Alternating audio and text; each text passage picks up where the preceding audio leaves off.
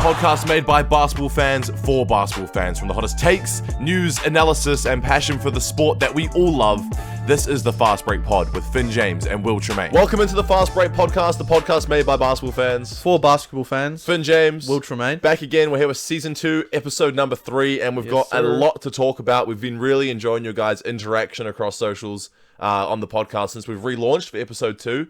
So we're going to be taking some advice, and we're going to be dropping the world news segment. Yep. We thought we'd make the decision, but we're going to have a little bit of a switch up.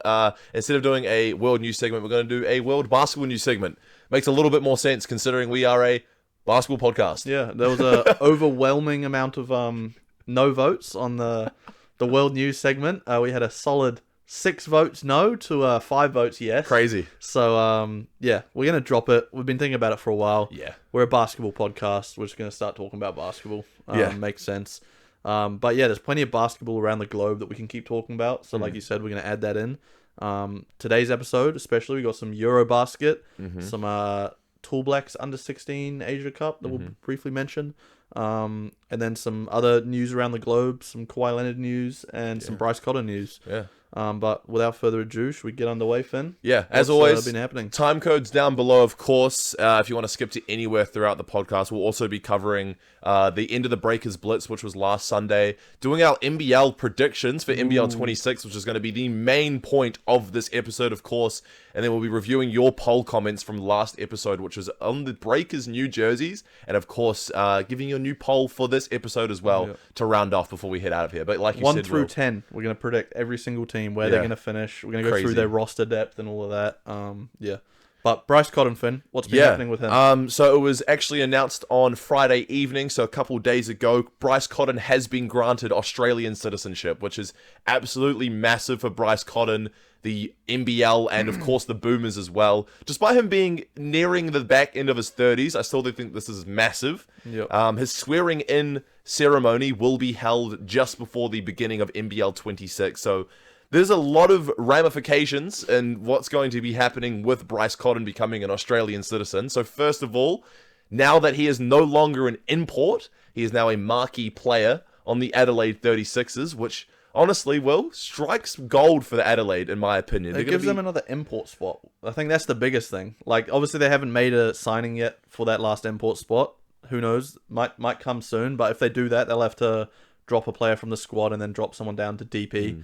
But yeah, I mean, having him, and then also the fact that they're going to be able to save 400,000 Australian dollars as well. Is that like some sort of import tax on the players? There was something to do with the luxury tax, and Bryce obviously isn't taking a pay cut or anything, but I think with some of all the highest paid players in the NBL, other than Bryce Cotton, I'm pretty sure were locals. Like Jack McVeigh, Joe Luala-Chil Jr., and Xavier Cooks were all around that $1 million mark, and they're all locals. So I think in terms of the luxury tax in the NBL, if you're a marquee player, like an import, you don't pay as much tax if you go over the bracket, over the whatever the cap is. So now that he is technically a marquee local player as a naturalized Australian, they save $400,000. And like you said, obviously the roster is full. But who knows? What if Adelaide are really struggling throughout this season? They can drop one of their lower bench players and pick up another import, which is actually kind of crazy. Shooting big man would be my advice to them. Yeah, but wait to see. And also, he can play for the Boomers as well. Yeah, he can play for the Boomers. Big news for the Boomers. I'm sure he would definitely be on that Boomers team for sure. You'd be surprised that. They do have a lot of NBA players. They do. I mean, I think he'd be a serviceable backup point guard, maybe. Yeah. Like Dyson Daniels. He should be playing. Yeah. I'd be surprised if he doesn't get a run. I mean, there's a World Cup must be 2027. I think that's when the next World Cup is. He'll be entering like the back end of his 30s at that point. Maybe he has aspirations to go to the Olympics as well in 2028 in LA. Maybe that's when he rounds off his career. But as an import, it's huge. Congratulations to Bryce and his family. Absolutely, like, well done to them. And I've read that, obviously, he did sign with Adelaide, and this is a bit of a kick in the balls to Perth. I think he spent 8 seasons there, and people were asking him, is he going to become a citizen? And he always kind of shut down the idea. Like, there was rumblings that he would, then he wouldn't, and then he signs for Adelaide, and then, I don't know, before the season even starts, it's been confirmed that he's going to be a citizen. So a bit of a kick in the balls to Perth, but it has come out that Adelaide didn't actually have anything to do with Bryce becoming an Australian citizen. He did hire a lawyer who was a very famous and well lawyer in the immigration side of law in Australia. So granted him and his family Australian citizenship. I mean, he loves Australia, so of course, good news for him. I mean, you don't spend almost a decade in the country playing basketball if you don't enjoy it, right? I mean, he probably would have had some great offers from around the world in terms of his basketball 100%. talent. So he would have been getting offered bags from like Japan, China, all those leagues that can pay more. Euro League as well. So the fact that he stayed in Australia all these years obviously shows something. Yeah. So do you think now that Adelaide do have this sort of, I guess, advantage to Bryce being a marquee player, do you think they'll make a signing? Do you think? I think obviously we'll get into it soon about where I have them in my predictions going into the season.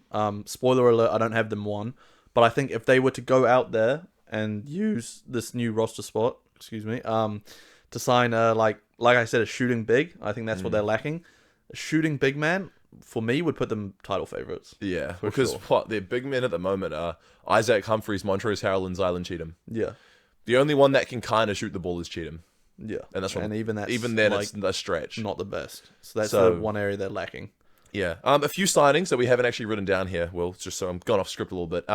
Perth have actually rounded out their roster, finally.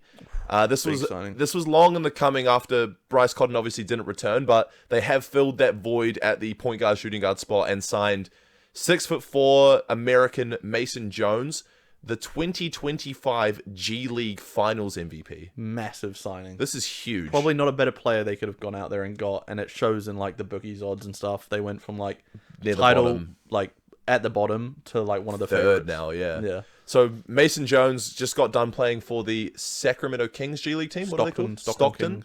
And we've watched some highlights and stats. Obviously, take everything with a grain of salt. We don't know how good this guy will transition into the NBL, but some very positive signs for Perth fans. I think he averaged 25 points, 5 assists, and upwards of 8 assists and about 5 rebounds a game, shooting above 40% from 3 on the season. And from the limited highlights that we did see, he elite passer. He made some crazy passes, and I mean, he's not the most athletic guy. Couldn't really dunk it at all in a couple of spots we saw, but he's very big for 6'4", like very filled out. Yeah. So he uses his strength as an advantage to like create space.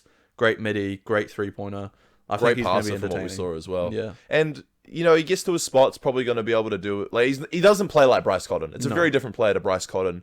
But I think the roster that Perth have built, Dylan Windler and Christian Doolittle, are going to be good compliments of this guy coming into the league. So and this guy got offered, I think it was 1.2 million USD to go play in Japan, and he turned that down. 900,000 USD, 1.3 million Australian dollars for China, the CBA. But he turned it down to come play in Australia in the NBL because he thinks it's a better opportunity for him to like fast track his career to get back into the NBA. Just goes to show again, this league is becoming one of the greatest pathways to make it back into the NBA. I mean, with the Next Stars program, I honestly think it might be the best league like to get into the NBA outside of like the college players, obviously. Yeah, I don't even think European players really. No, they don't really that's a different style of basketball. Yeah, I've like a lot of the imports that have come in recently. Like, look how young imports are now. Like, I feel like the NBL was notorious for teams signing imports that they've tried the NBA, couldn't make it. They're in their late 20s, early 30s, where they've kind of like given up their NBA dream. Yeah.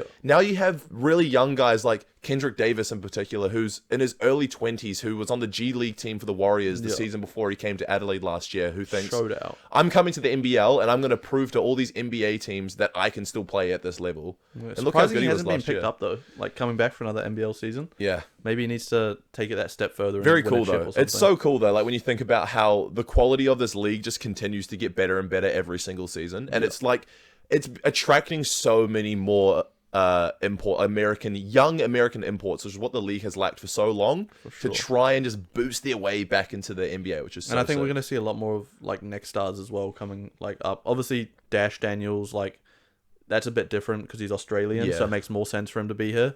Kareem Lopez, he traveled all the way over from Mexico to come play in this league.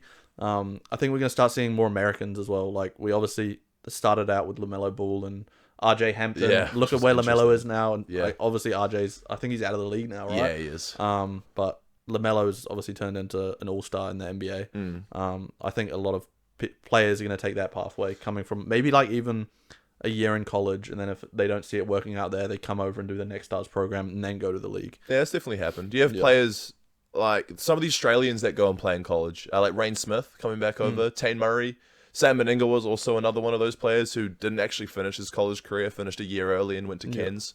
But you have those players that don't crack it after college and then come play in the NBL to try and boost their way into the NBA. 100%. Another signing as well. The Illawarra Hawks did actually pull the trigger on JaQuori McLaughlin. He was in a trial period at the NBL Blitz, and he really showed out in their second game, in my opinion. He played really well, so a well-deserved spot. But what do you think this means for Illawarra going forward at that point guard position? I mean, obviously, you got to start him, right? He's an import coming in. Tyler Harvey's at the 2.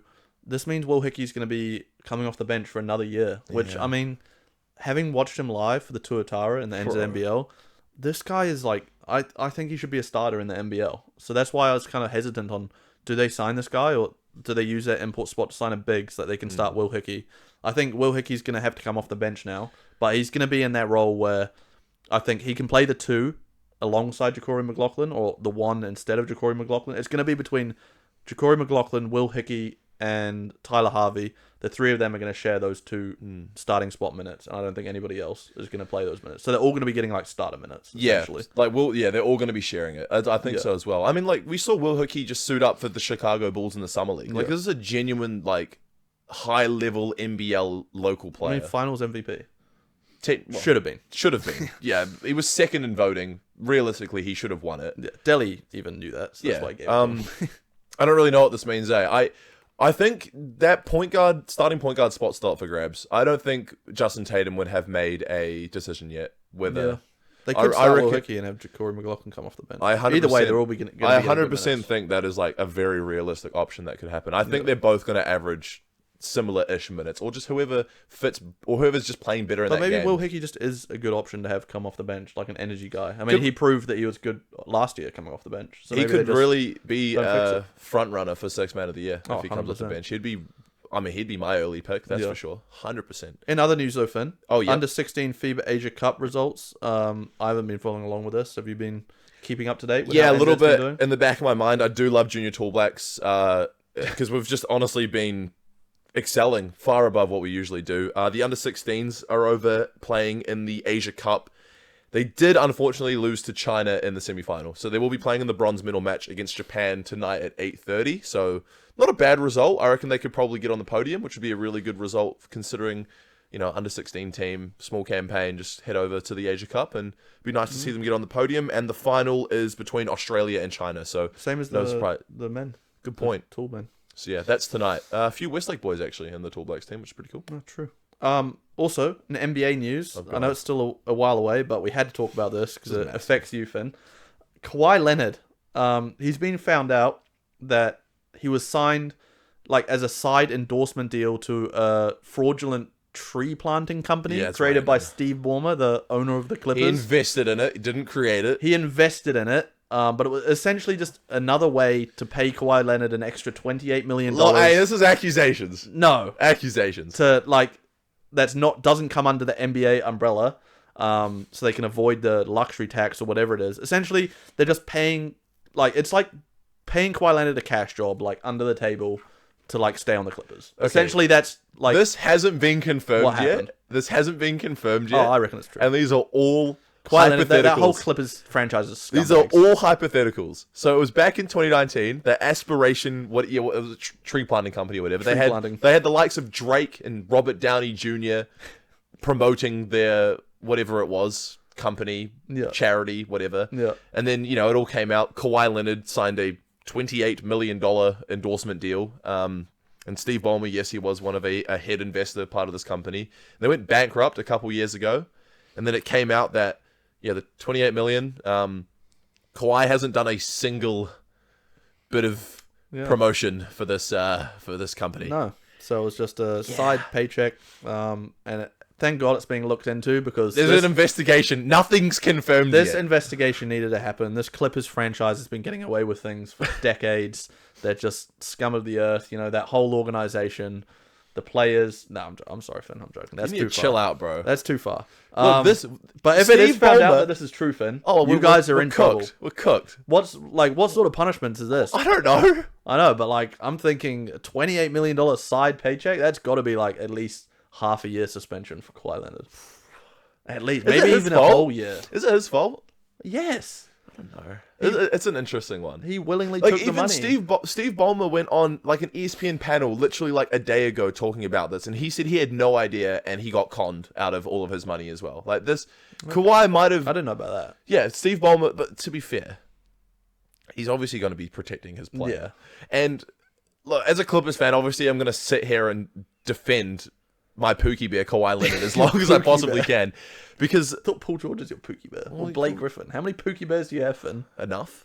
It's like 5. I don't know. It's probably Jesus. more. But honestly, if there is consequences, and first of all, I think the last time something like this happened was something to do with the Timberwolves. Maybe a few years ago, they took their like next 5 first-round picks or something. We don't have any picks to just give the NBA back. Yeah, you have no future as it is. So and yeah. If Kawhi Leonard does get suspended for however long, you might as well just write off the season there, then, and there. Like, then, and... I can't even say it. we right know, there we and know, now. We know what you mean. Yeah. The Clippers are the 15 seed, confirmed. No, the Jazz. You'd still be the Jazz. We'd probably still beat the Jazz. But considering how old our team is and how many players we have on, like, 1-year deals, we'd be in a lot of trouble. Yeah. But yeah, Rough look, future. there's an investigation leading into it. From what I'm seeing on, like, Twitter or X or whatever you want to call it, most people are saying they're not going to be able to prove anything. So that's a good sign.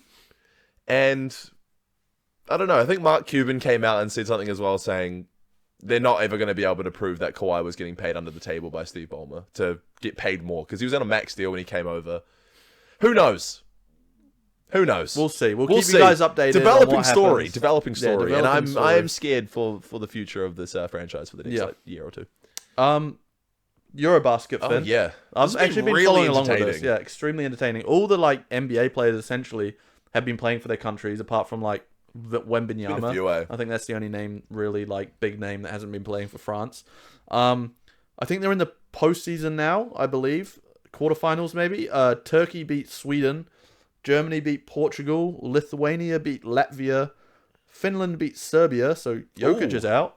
Due to Larry Markkinen. Yeah. Wow. And yeah, more games to come. You got Bosnia, Poland, Georgia, France, Slovenia, Italy, Israel, Greece. But we got a fun little segment that we're going to do instead, Finn. Yeah, I'm looking forward to this. When you proposed this idea yeah. pre-podcast, I was like, I'm either going to look like a casual, Yeah. but I guarantee you there's going to be... Anyway, explain it before I was even... interested in how many NBA players are playing in Eurobasket. So I looked it up and I figured I'd put it to Finn if he can guess every NBA player on each international team in the Eurobasket. So we're going to go through the list. I'm going to give him the country and how many NBA players play for that country. See if he can guess them. I'm going to look like such a casual. So I believe there are 28 NBA players. No way. Currently playing in Eurobasket. So let's No, see. I might be cooked here, Let's bro. give him an over/under, shall we, guys? I'm setting the over/under line at 21.5. Oh. You taking the over or the under? I'm saying What do you over. think? I think you're gonna get. Yeah, we'll see how good the I'm going line to is back in the myself. end. I'm going to go over 21 Okay, and a I'm half. gonna So I got to go get under then. 22 at least. I'm gonna go under. Oh, then. that's I think you hard. get 21 or less. All right. Let's and just start it quick off. fire, because I don't want people to be bored. This is a Okay. podcast. No. They're gonna like this.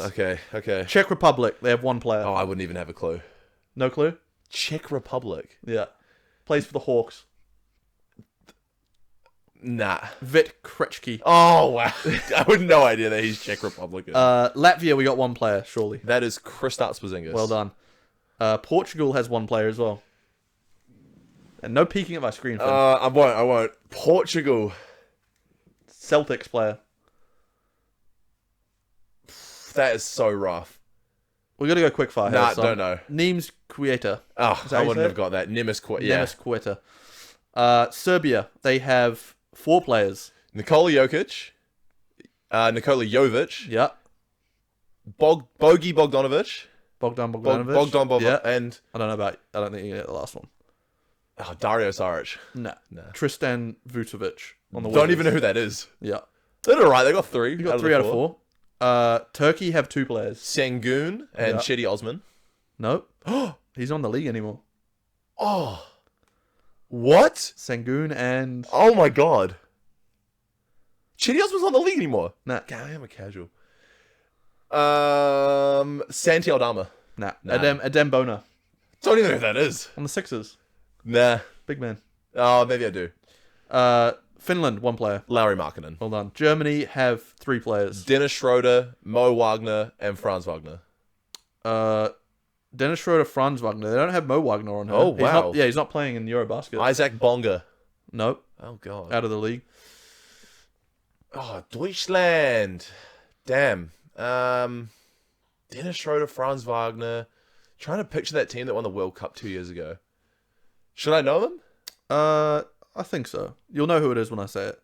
I'll give you a hint. He plays for the Magic. The Magic? What is it with the Magic and German people? True, yeah. Franz, Mo, and this guy. Oh, wow. No, I'll pass. Too long. Tristan da Silva. Oh, is he German? Yeah. What? Yeah, if you looked at that name, you'd think like I did not Brazilian think he was or German. Argentinian or something. Yeah, not German. Oh, we haven't even been keeping count of how many I've got. Oh, well. True. We'll go back and look at it. Lithuania, 1 player.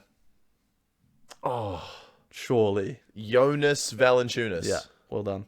Montenegro, 1 player. Vucevic. Yeah. Nikola Vucevic. Sweden has a... See, current I don't active know who player. the Swedish player in the NBA is. Okay, Pele Larsson No. on the Heat. No. Okay. Wouldn't have got that. Bosnia has 1.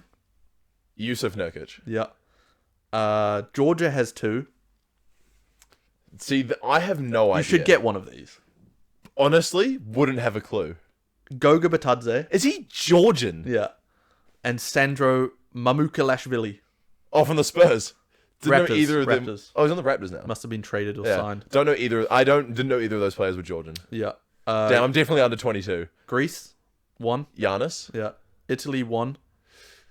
Ooh, not Danilo Gallinari's out the league. Yeah. Italy won. Plays for the Heat. The Heat. Yeah. Ooh, that's hard. No, I don't know. Simone Fontecchio. Oh, Fontecchio. Fontecchio. Nah. Spain has 1. Spain. See, I don't even. That's. You should get this. Grizzlies. Oh, Santi Aldama. Well done. He's Spanish. Yeah. France has 4. No Wemby. as we Yabu said. Saleh. Yeah.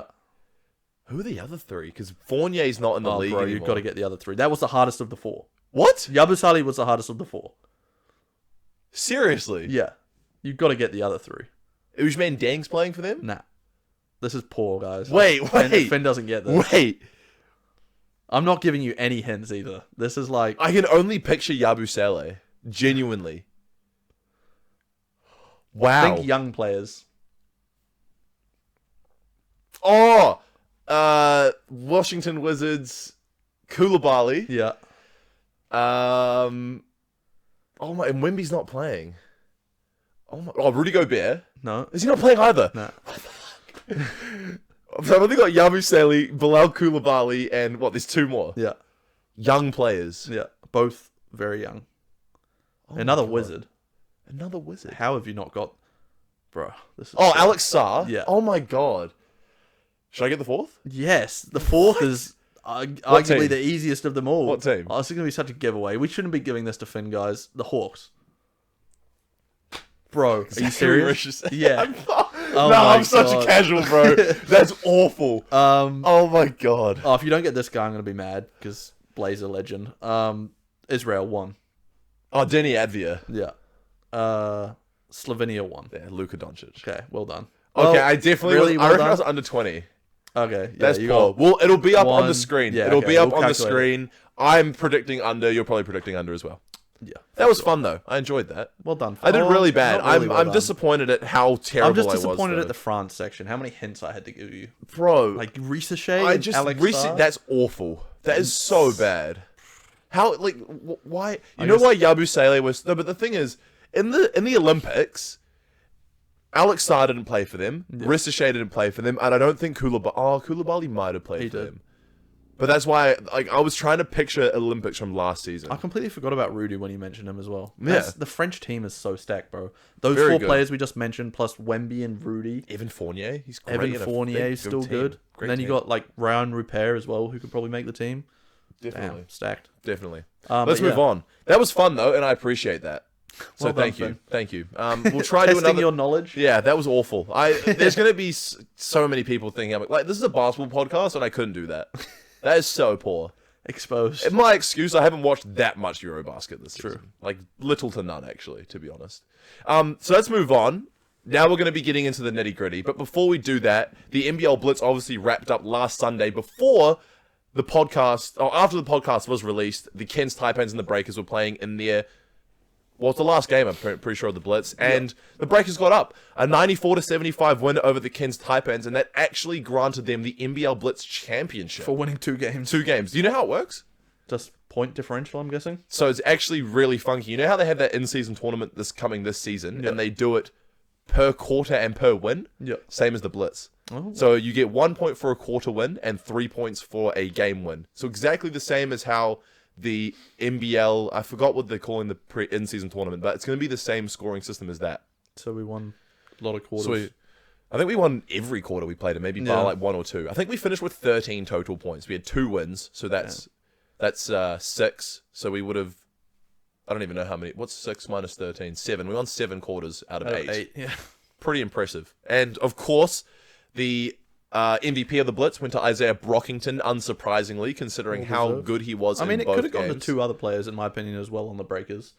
Sam and Ruben, I think, both played very well, but Brockington, well-deserved, for sure. Well, I mean, that 22 and 13 game, and I think he had 20 in... He had 18 in this second game against Cairns. Yeah. So, yeah. PJC, by the way, only played 3 minutes in the Cairns game. Yeah. I think he might have been struggling with a rib injury still.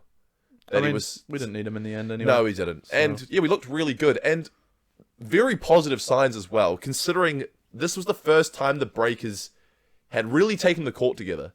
So a lot of the players were away at FIBA Asia Cup leading into the NBL Blitz. So the training camp leading up to the Blitz would have been quite short with everyone there. Yeah. No preseason games leading into the Blitz like we had last season. There would have been maybe scrimmages and whatnot there. And they head over, showed out in the first game, showed out in the second game.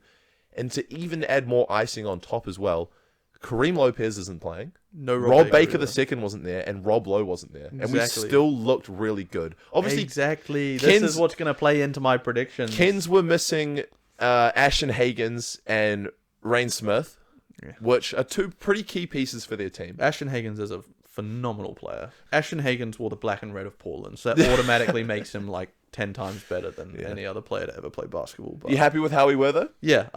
Few highlights from this game. Like I mentioned, Ruben Tarangi finished with 20 points, 7 for 12 shooting. So a great blitz campaign for him. I think he had 15 in the first game. He's looking like he's definitely locked down that backup 3 position, Finn, to Kareem Lopez.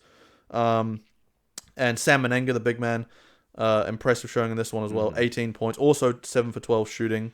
Hopefully a big season ahead for him. A lot to prove this year from him. Minutes at the 4 and the 5, I think. A lot to prove. He has a lot to prove this year. For sure. I reckon he's thinking to himself, he is amongst the elite local big men of this league now. Oh, for sure. He's only 24, very young. Mm-hmm. This is going to be his 3rd season in NBL and took a massive jump last season. Obviously was interrupted with the Taco Full signing, but now that the roster is set, and he will be starting. We know this. Yep. He's going to be starting. 100%. He's got a lot to prove. Yep. I think he's going to be great.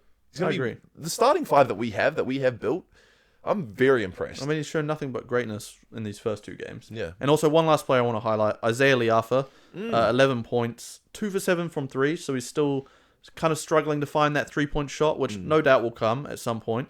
But he showed out in other ways. He had 7 assists in this one. So very impressive. As a 2 guard with 7 assists, showing that he's good playmaker as well. Mm-hmm. And him and Taylor Britt, obviously that backup 1 and 2 piece coming off the bench. Which, honestly, I thought Taylor Britt was solid. I'm sold on that backup 1-2 to PJC and Brockington. I feel like a lot of critics in the NBL were thinking, why is Taylor Britt on the Breakers? I feel like he hasn't played in the league since I think 2020. He showed he's earned his spot. I reckon he has. I thought he looked reliable, I think is the word I'm going for. Like consistently reliable at that backup 1 spot. Great role player, for sure. Yes, I think he's going to be good. I think people are underestimating how much he has improved in the last 3-4 years since he last stepped foot in the league. So agreed. Very, very positive signs. We don't play again until the 12th and 13th of September. So that is not far away.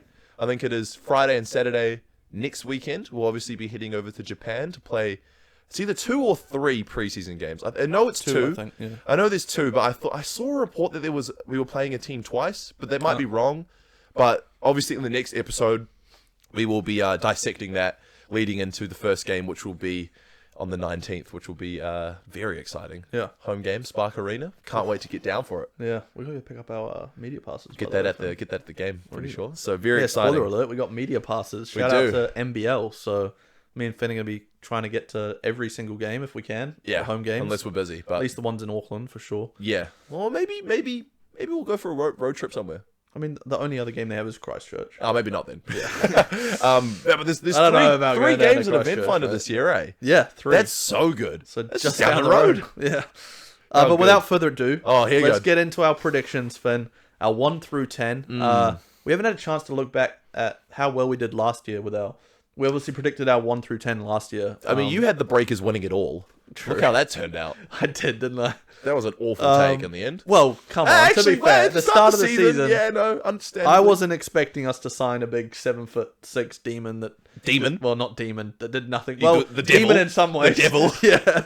Nah, great guy though. Yeah, your boy, sorry. Love my guy Taco. He Sorry, just doesn't. I fit forget the you mold. guys are He like- doesn't fit the mold. I forget your best mates. Yeah, we go way back. But to, yeah, like, this last year, guaranteed, Will Tremaine is predicting 10 through 1. No, Spot on. It is happening. No chance. Anyway, we'll start from 10, going up to 1, Finn. All right. And we'll gonna break dissect down each every team as we go. Number 10, Finn, start us off. Who you got? First of all, before we get into this is so hard to pick. Yeah. This might be one of the most consistently stacked NBL rosters 100%. across all 10 teams Yeah. that I have seen in very recent years. It's going to be the most competitive NBL season ever. 100%. So you guys got to tap in and watch 100%. games. This is going to be fun.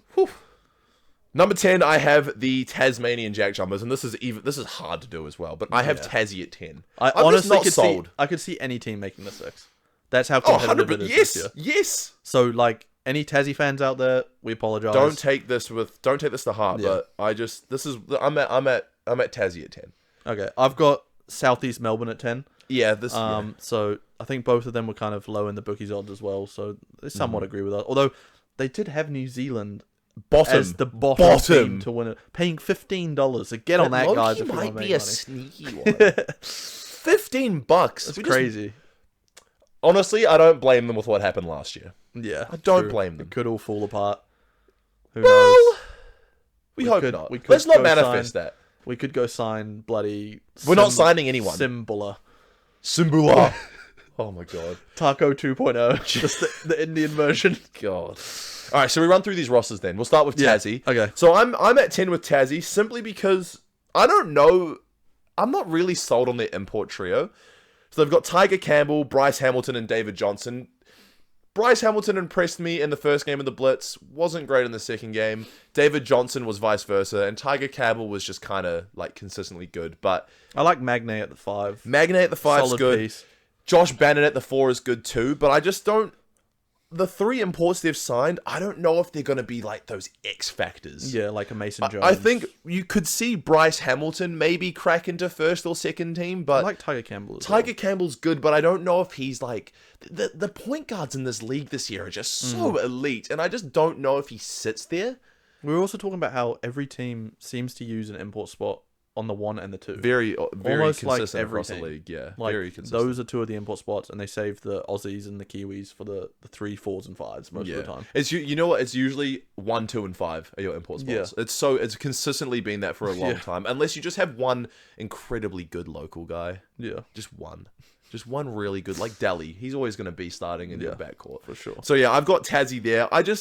I'm not really sold on the import trio. They don't have much depth either, to be honest. Like Ben Air still has a lot to prove to me. I think he's rode the bench mostly. Like Southeast Melbourne, he got a few minutes, but he's coming off the bench.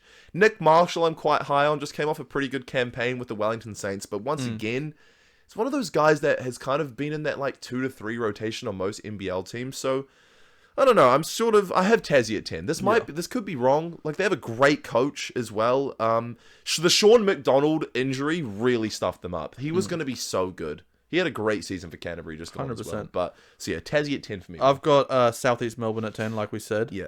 If we look at their depth chart, Finn, they've brought in Akich Ilar from Melbourne United, Gorjok Gak, Hunter Maldonado. I know you're not the highest on Hunter Maldonado, really not. Finn. John Brown III, and I can't even pronounce this, Finn. I got you. Vrenz Blindberg. Vrenz Blindberg. He is a unicorn, by the way. Yeah. He looks very good. But again, I just haven't seen like them making as good signings in those import spots as some of the other teams, like you mentioned with Tassie. So they're at 10 for me, but we've essentially got our 2 9 and 10 positions swapped because I've got Tassie at 9 and I've got Southeast Melbourne at 9. Yeah. So who do we got at 8 though, Finn? At number 8, this might be both controversial. got this team at number 8. Yeah. Melbourne United for me at number 8, Will. And same with me. I think a lot relies on Shea being healthy. Look what happened to him. Got that concussion in the Sal's NBL, had to sit out the rest of it for the Wellington Saints, and from what I know, he's having prolonged concussion symptoms. The Melbourne United have come out and said that they are hopeful and looking likely that he will be suiting up for the start of the season, but either way, I mean, concussions are scary, man. Yeah, he's coming off the bench. They've signed their new import, Tyson Walker. He does look good. He does undersized, look good. shifty, fast point guard, which Bryce very Hamilton, much Kendrick works, Davis, PJC-esque, which very much works in the NBL. But then they've got they bought in Milton Doyle from Tassie last season, who, in my opinion, is regressing as an import. Yeah, and I mean, didn't think he had the greatest season last year. He's a good scorer, but like he's never really, no disrespect, not been on like winning. Oh well, they did. Win it all, actually. They did win it, so he does have. He was good. Culture. I feel like I'm thinking about last season. Last season, I feel like he's kind of been. He's still a great player and he's an import, but I think he's kind of slowly started regressing. For an import spot, I think there's better options. Yeah. Chris Golding, same thing. Yeah. Kind of declining. Quite old. Last season, he had a 50-something. He did. Or almost 40, high 40. Surely he's like the LeBron of the NBA. He just shoots the lights out of it. Yeah, and I guess you can't really... Shooting never really goes away. No. Like, that's one thing. The Finn Delaney pickup still hurts. He looked pretty good in the Blitz, but... Yeah, I'm still pissed off. Dash Daniels as well. Yeah. Next star. Very excited to watch him play. But yeah, I think it's just obviously losing Delhi as well. Yeah, got them at 8th. That may be a bold take because Jesse Edwards as well. The bookies have them high. Yeah, I don't know why. Jesse Edwards, don't know much about him, so that's another reason why I have them low. I don't even think I'm not sure if he played at the Blitz. I might be wrong, but I'm not sure. Tyson Walker does look quite good though. He does. But a lot will come down to how good he is. Yeah, I agree. Okay. 7th spot, Finn. Another bold one for you, I suppose. Yeah. Not so much for me. Got Sydney at 7. Sydney at 7. You got Brisbane. I've got Brisbane which is 7. Crazy considering how high I have them, which is a spoiler. Yeah. Damn. That is actually looking at it now. But you having Sydney at 7, bro? Yeah. Kendrick Davis, like, single-handedly, surely he's got to lead a team to the playoffs. I'm not sure. I think they lack the shooting. And now that Kelly Lupepe, who was their backup center, has sustained an ACL injury, season ending, I think they're in trouble. I don't know. Lack the shooting. Xavier Cooks and Tim Suarez are not good three-point shooters. I'm not high on Suarez. Xavier Cooks has consistently proven... I'm high on Tim Suarez. He won an NBL championship in 2023. I'm high on Xavier Cooks, that's for sure. He's like consistently been one of the best Australian players in the NBL. You bring in Kendrick Davis, who proved himself last year on Adelaide. You bring in Delhi as well, who's just a veteran leader. I can't believe you have them at 7th, but who knows? You might be right. I don't know. Bulkwall, don't mind him. Jalen Galloway is going to be a very good player this year. I'm quite high on him. I think he's going to earn a starting spot over Bulkwall pretty early in the season. He looked very good in FIBA Asia Cup. So, I don't know. I just have... we talked about this league is so stacked. I think there's just better teams. Okay. Fair. Brisbane, 7 Brisbane for you. at 7 for me. Yeah, obviously quite a discrepancy from where you have them. Yeah. I think they have an elite starting 5, Finn. I just don't know about the bench depth. Jalen Adams at point guard, elite, although kind of a down year last year. Not like his MVP season. Yeah. You bring in Javon Freeman Liberty. I think that is a massive pickup. He's going to be so for sure. good. He's going to be a beast. Maybe, dare I say, could be one of the best backcourts in the NBL. Although I do have another team that we'll get to that I think has a better one. Alex Dukas, NBA champion from the OKC Thunder last season. Not an import either. He's an Australian citizen, so he fills in the 3. Casey Prather. Just come off as one of his best years. I'd say his best year. Since, I mean, it's been like 6 or 7 years. People thought he was going to drop off, and then he just, out of nowhere, has a phenomenal season He wasn't that good in NBL24 when they signed him halfway through the year. And then last season he came in second half was out the gate, man. I think he went into the MVP leaderboard in the back end of the season. Yeah. And then Tyrell Harrison at center, who's obviously been phenomenal for the Denver Nuggets in Summer League. Yeah. He's going to be so good this year. For him at the 5. Yeah. So I can see why you're high on this team, Finn, but their backup pieces just knocks them down a bit for me. And how stacked this league is, like we said, that's why I have them slotting in at 7 for me. Fair enough. Number 6, who do you have, Finn? Sorry, guys, I have the Breakers at 6. I have us making it, but I have us at 6. I'm sorry. I'm just going to try to be a realist here. I had them at 6. I had them last season. I was like, my expectations are low because I want them to break them, and look what happened. We came 9th. However, this season, my expectation is for them to hit 6, and I don't think that's a bad expectation considering how bloody good the league looks this year. I think 6, we make the 6, and then we can try and push our way into that top 4 playing those playing games. Again, shock. Will the Optimist, he has the New Zealand Breakers a lot higher. Yeah. But at 6 for me, I have Cairns, who I think have a stacked team. I'm very high on Cairns. I wanted to put them higher, if I'm being honest. Well, I've got them higher. Yeah, you do have them higher. Yeah. Their imports that they picked up, Admiral Schofield. Yeah, he looks very good. I think he played for the Sixers in the NBA, I believe. I think the Magic. Magic as well. I think it was the Magic. Maybe he's probably been passed around a bit. Yeah. Jack McVeigh, who's coming back from the Rockets. Again, not using an import spot on him. Sam Wardenberg, who's probably one of the best centers in the league. And locals, even in general. General, he's one of the best centers in the league. Kiwi big man as well. Ashton Hagens, former You're Blazer. so big on this guy, and so understandably because he's worn the colors that you. Well, represent. I've watched him play. That's why. Yeah, I've watched him play basketball before. Very, very good defender. I think. Yeah, elite defender. He probably lacks the offensive skill set that some of these other import point guards have on teams. But I think he's going to fill that role perfectly. Come in, play, make, defend. I'm high on him, for sure. I think Rain Smith is going to be very good. Rain Smith as well, yeah. Not an import spot either. Australian, right? No, he just finished up. I'm pretty sure it's Texas Tech. I'm pretty sure. I should have probably checked that before we done the podcast. But he just got off a very, very good college career.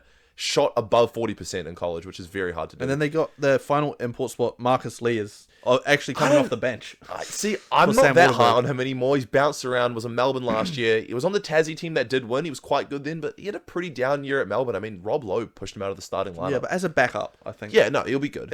He's good for a backup. Also, Cody Statman and Alex Higgins-Titcher really impressed me in the Blitz as young guys. And Kyle Edmond played all right. Yeah, he's veteran point guard. Yeah. He's going to be good. But Cody Statman and Alex Higgins-Titcher really surprised me at how good they were in the Blitz. Yeah. And I think they'll be solid off the bench for Cairns this year. So I've got them in 6. We'll obviously wait to do the Breakers depth chart. We've already really kind of done the Breakers depth chart, so we don't need to do it again. If you want to check out our breakdown of the Breakers depth chart, go watch last episode, and we went through it. Or it might have been the episode before that. We really dove into it. Episode 1 or 2 of season 2. Yeah. At 5 for me, Finn, I have Perth. Now they would have been 10 for me. Yeah. Before they made this new signing. I was in the same boat. But after making this signing, G League Finals MVP, Mason Jones, who I'm very high on, having watched some highlights, and just the fact that he is so set on getting back into the NBA, I think this bumps him into the playoff team single-handedly. Just him. 100%. Regardless of any other player on their team. I mean, they have Dylan Windler, who I think he can be the season elite. On a high note. He did. And he looked pretty good in the Blitz. And obviously Christian Doolittle really impressed me in the finals as well. Well, the semifinals. But I think this is... Obviously, Perth has always been Bryce. Bryce heads off. Now it's going to be Mason. Well, we don't know that, though. Everyone that ever signed for Perth knew Bryce Cotton was going to just have the really high usage rates that he had. Now with him gone...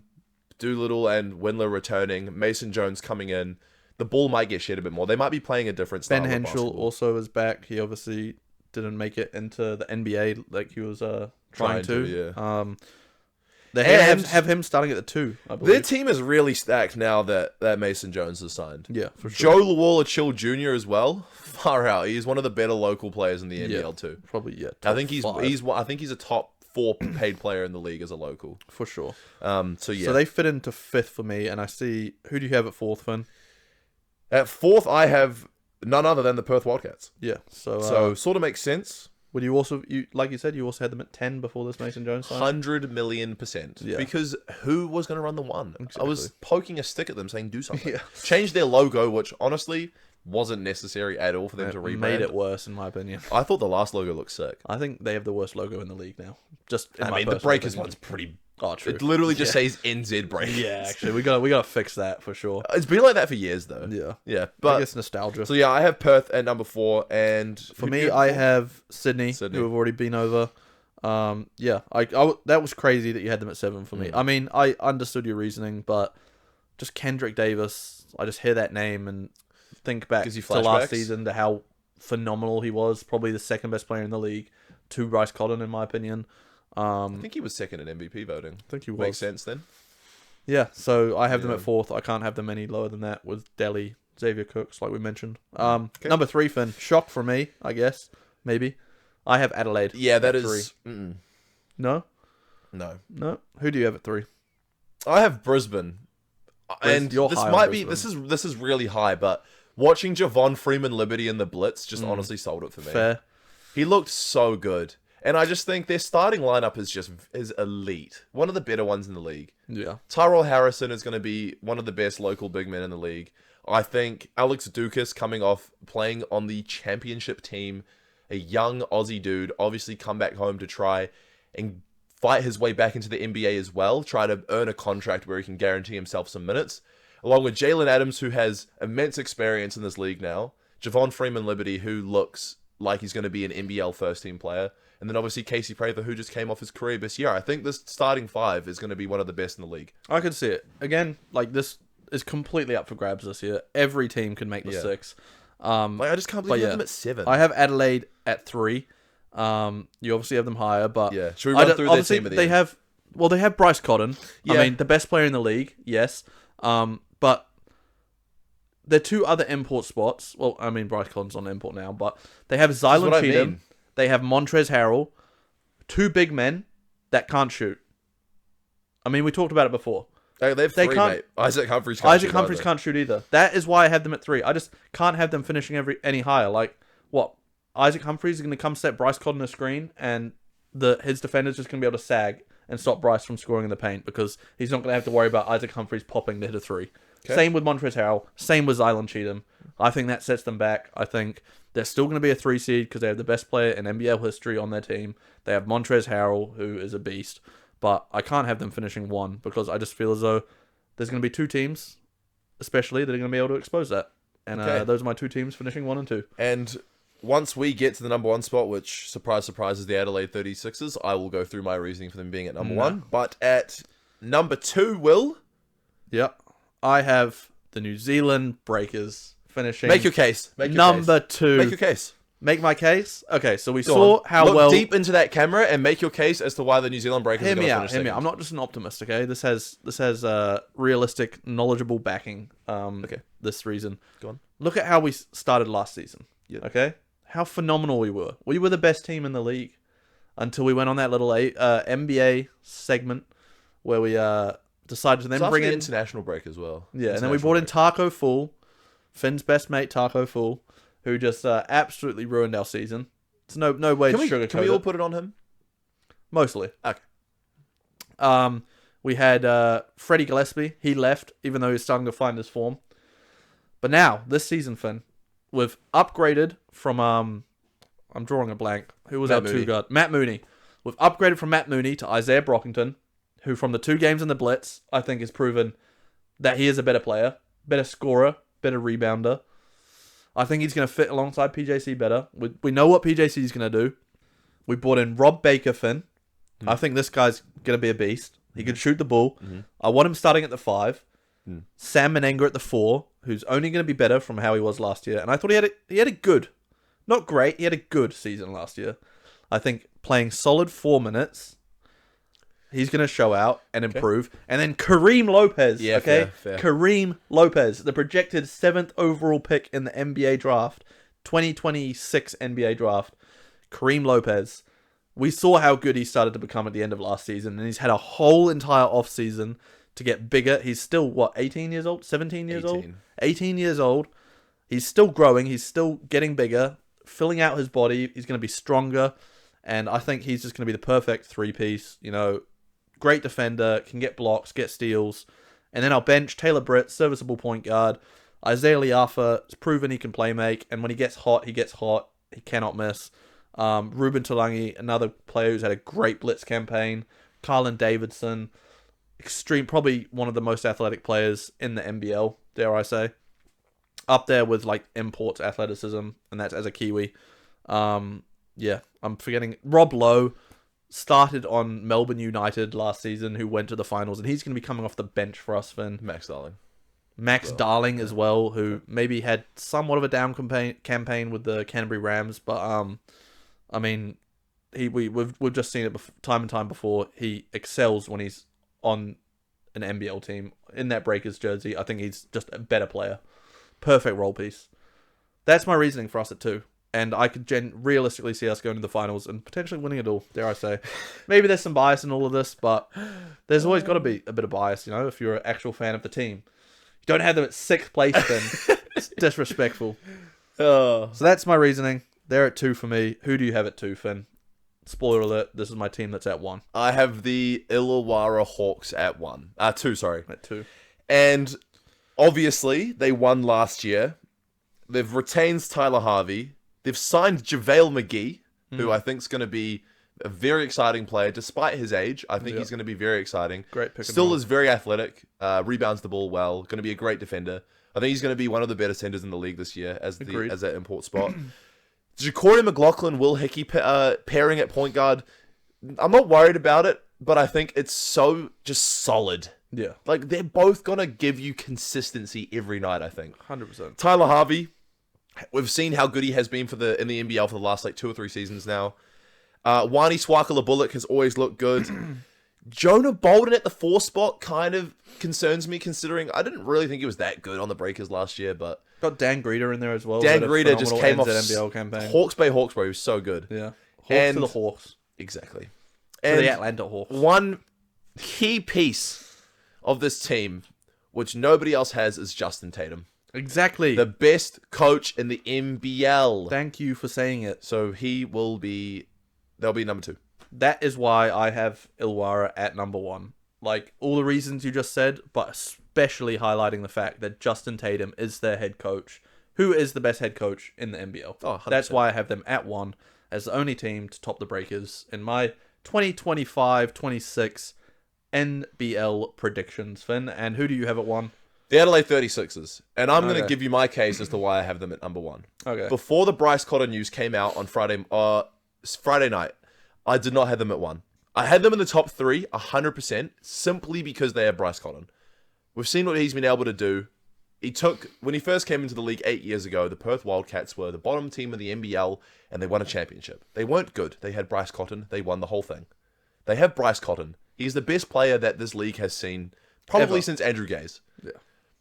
And now that he is a naturalized Australian athlete and a marquee player, this gives the Adelaide 36ers $400,000 and another import spot to open up if they choose to use. Yeah, well, like we said earlier in the pod, if they use that import spot to sign a shooting big man, I said it, it's on record, I think they are number 1 as well. Okay. But we're doing this based off this is what all the current hypothetical. Team is. Well, no, this is our prediction for the end of the NBL season. You're predicting they're going to sign, what, a shooting big? I said if they need to. You never know. They could come out the gates with the perfect game plan that just caters exactly towards a high-flying front court with Montrezl Harrell and Zylan Cheatham, with Bryce Cotton averaging whatever he averaged last year, 25 a game. He might be averaging upwards of the same. They have DJ Vasiljevic, who is one of the best three-point shooters we've ever seen in the NBL, and Flynn Cameron, who continues to excel, who is listed at their 3 spot, which who knows where he's going to play, but could start the 3 of them. And their front court with Zylan Cheatham, Montrezl Harrell, and Isaac Humphries is also very elite. They have Bryce Cotton, Will. I know. You make a good point. I can see your reasonings, but just that lack of shooting in the big man department is Yeah, the only reason I bumped him down to That's also why I 3. had Sydney quite low as well. But they don't have Bryce Cotton. Yes, they have Kendrick Davis. I understand. Kendrick Davis arguably could be better than Bryce Cotton next No, season. no. He's younger. No. They were close last year. No, they. Oh, in terms. They were close. Okay. Bryce Cotton. That's why. That's my reasoning. Fair. That's my reasoning. Fair. Those are my predictions. Those are mine. Fair enough. Let us know what you guys think. That's our poll question for this episode. We've got. I'll read it out exactly how it is. Whose Breakers prediction do you agree with more? Will with them at 2, or Finn with them at 6?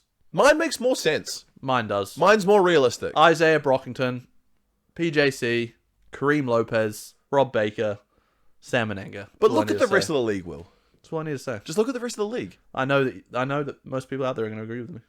I know they are. If you're a true NBL fan and not a biased Breakers fan, you would agree with me. No. But let us know, guys. We want to know what you said. And also, our poll question last week. Are we a fan of the new uniforms? 92% of you said yes on Instagram. 78% of you said yes on TikTok. So an overwhelming response of yes votes. And the white ones we hadn't seen yet. Yeah. The white ones are so clean. The white ones are the toughest of all of them. Absolutely. And we had one comment also on there. Josh Koyman, friend of the podcast, he said anything but pink. And I couldn't agree more. Hey, I got the pink PJC uniform from last year. I'm genuinely a fan of it. Despise it. I like it. But that's all for this week. Again, vote on that poll. And any comments you have, leave them down below. And we'll see you again next week.